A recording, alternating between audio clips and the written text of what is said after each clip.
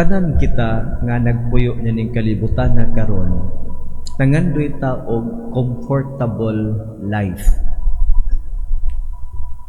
Unya sa atong pagpangandoy nining comfortable life, ning kamot kita og maayo, ning kamot og trabaho, ning kamot og overtime, kay aron makabot nato kanang gipangandoy nato nga comfortable life. Naa kay pagkaon, naay kapuy-an, naay sakyanan, naay sapi nga imong magamit. Mo ni atong vision sa usa ka comfortable life. The usual vision, you have abundance of material things. Kay usahay masayop ang tao nga ang iyang kalipay nagagikan niining mga butang nga lumalabay. So take note nga ang mga butang nga lumalabay makahatag lamang kanato og mga short happiness, mga minugbo lamang nga kalipay. Apan ang tinuod nga kalipay wala di ay o dili nato makabot nining mga butanga. Hinuon kining mga butanga nga atong naangkon sa kinabuhi, magpunting kanato to the greater joy. Kaning atong kalipay nga atong naangkon tungod kay naatay mga material things nga magamit, this will lead us to a realization that there is greater joy than this. And because of that, when we realize that greater joy beyond the joy that material things can give us, then our life is oriented to that greater joy. And that greater joy is in the Father's house, sa gingharian sa atong langit no Amahan. Mo na nga si Jesus nagpahimangno kanato samtang nagpuyo ta nining kalibutan, gipahimangnoan kita unsay angay buhaton. Una, miingon siya, ang buot nga mosunod kanako. Buot mosunod niya, mahimo nga iyang tinun-an. Una niyang buhaton, hikalimtan niya ang iyang kaugalingon. So, minimize thinking about ourselves. Kay kung we think much of ourselves, then even God is set aside. If you overthink about yourself, if you overemphasize about your needs, even God is set aside. And much more our brothers and sisters diha sa atong katilingban o diha mismo sa inyong pamilya. Mo mabitaw nga mingon si Jesus, kung buot ka nga akong tinun-an, sige, kinahanglan hikalimtan nimo ang imong kaugalingon. What does it mean hikalimtan? Una, imong pantunon ang imong kaugalingon. If you overemphasize yourself, the judgment or the basis of judgment in doing things is you. What is good for you? But what is good for you may not be good for others. So for example, kung ako minyo, I like to have another one in my life. Is it good for others or is it only good for you? It's only good for you. So mo namin kung si Jesus nga, hikalimtan imong kaugalingon. Buti pasabot nga, you discipline yourself. So ang kanang itong self-denial is mukonek nga to sa self-discipline. Nga imong huna-hunaon nga, ako as human person, I need respect, I need to be loved, I need to be accepted.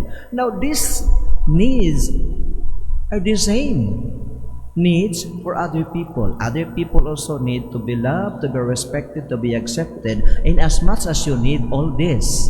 So, ngayon si Jesus, hikalimtan imong kaugalingon. Pasabot, pantuna ang imong kaugalingon. Kay daghan nga kailibgon sa tao, nga dili makaayo kaniya. Sige, pananglitan, kailibgon nato, hilig man tagpagkaon. Sige, eat to the max. Unya, almost every week to asa kaning mga eat to the max. Eat all you can. Kaon patakaron. But, pag-abot sa umaabot ng mga panahon, maabot na tag mga 50, 60, diya na musakit ng atong panakyuran, musakit ng atong lapalapa, mutaas ng atong kolesterol, mutaas na everything. Ngano man, sa hinungdan, ay pugong-pugong.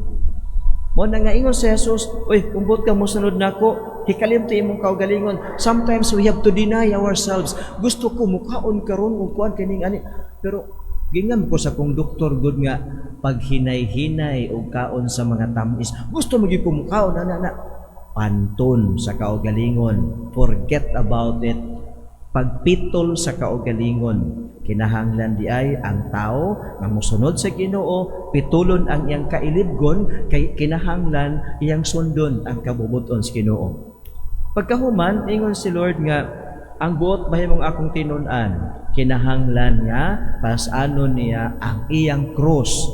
When we look at the cross of Jesus, sakripisyo ang atong makit-an ba? Sacrifice, paghalad sa kaugalingon. But the sacrifice of Jesus para kang kinsa? For all of us. So gitudluan kita, when we deny ourselves, when we discipline ourselves, then it is the time that we can do sacrifice for others. Pananglitan, karon gusto ko mukaw ko sa kabandihado nga kanon. May ko nga, katunga na lang akong kanon, kay kining katunga, akong ihalad sa akong mga silingan nga, why kikaon. You discipline yourself, gipugan na may mong kaugalingon, you deny yourself of that desire to eat one bandihado nga kanon, kay imong ihatag ang uban ngadto sa mga kabos. Mo na nga, ang cross is a sacrifice. Cross is a symbol of sacrifice, but in that sacrifice, there is life. Adunay kinabuhi. Sa sakripisyo ni Jesus, nabuhi ta. Eternal life. So sa ato pong little sacrifice, our carrying of the cross, little sacrifice is for this little sacrifice for others, there is life. Ikaw nakahatag o kinabuhi sa uban. So sa imong sakripisyo, you give life to others. Pagkatapos mingon si Lord, sunod ka nako. Dili ang akong kaugalingon may sundon, kundili ang kabubuton sa Ginoo. That is why we have to pray every day the Our Father. Because in the Our Father, we are asking God, our Father, that we become obedient to His will. Mga bitaw ta, matuman ang imong pagbuot dinhi sa yuta, maingon sa langit. So when we pray the Our Father, we are asking the grace, Lord, make me obedient to your holy will in my life as I live in this world. So atong hinumduman, kung mahimo tang tinun-an ni Jesus, gusto tang mahimong tinun-an niya, tulo ang atong hinumduman. Discipline yourself, deny yourself. Ikaduha, cross, make a sacrifice for others to live. Ikatulo, follow the way of the Lord. Sunod niya. Do not follow your way, but follow the way of the Lord. Kana bitaw musunod sa kanang atong kaugalingong kabubuton, atong kaugalingong dalan. Daghan bayan na matayan ng kanta ha. Kinamig, I did it my way. Daghay na matay ana. So mao na hinumduman, kung we did it in our way, kamatayon ang naghulat nato. Dili lang kamatayon nga physical, eternal death. Apan kung ang atong sundon kabubuton sa Dios, eternal life. Mo nang mingon si Jesus sa may mahimo, maangkon nimo ang tibuok kalibutan. Imo tanan nakalit nimo ang tibuok kalibutan. Apan at the end, mamatay ra mangyapon di ka. Unya mawad-an ka sa imong kinabuhi. Kay ang kinabuhi, buti pasabot eternal life, wala diha sa mga butang nga imong naangkon, kundili ang eternal life anaa sa Dios ang tinubdan nining tanan. Busa kinahanglan paning kamutan nato nga dili ta mahimuwag sa Dios. Sometimes ma-deceive ta nga kung naatin mga material things when we are so blessed by God, even if we forget God. But that is not the way. Nga kinahanglan di ay nga kita kanunay anaa sa Ginoo nagsunod kaniya o kanunay nagapamalandong siyang mga kasuguan. Kay matod pa niya muabot ang anak sa tao kinyugan sa mga anghel aron balusan ang tagsa-tagsa sumala sa iyang nabuhat. So kanang atong pagdinay sa atong kaugalingon, pagpitol, pagpanton, kanang atong pagsakripisyo for others, kanang atong pagsunod sa Ginoo, aduna di ay ganti. So take note nga, this is not just a sacrifice, but this is a sacrifice for a better future. And that future is in the house of God, together with God and with other elect in the kingdom of God. O sa mga kaigsuunan, tulo ka mga butang, hinumduman ha, deny yourself. Not at all times that you give in to what you like. Kaduha, make a little sacrifice for others. Carry your cross. Ikatulo, follow the footsteps of the Lord, not the footsteps that you want to follow. Do not follow any footsteps, but follow the footsteps of the Lord. Our saints follow the footsteps of the Lord. We can imitate our saints. Why? Because they follow the footsteps of the Lord.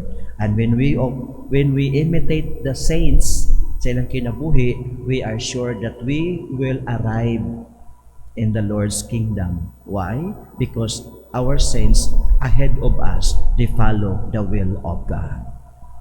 Panindog itang tanan o nga itong ipadangat sa Ginoo nga itong mga pangaliya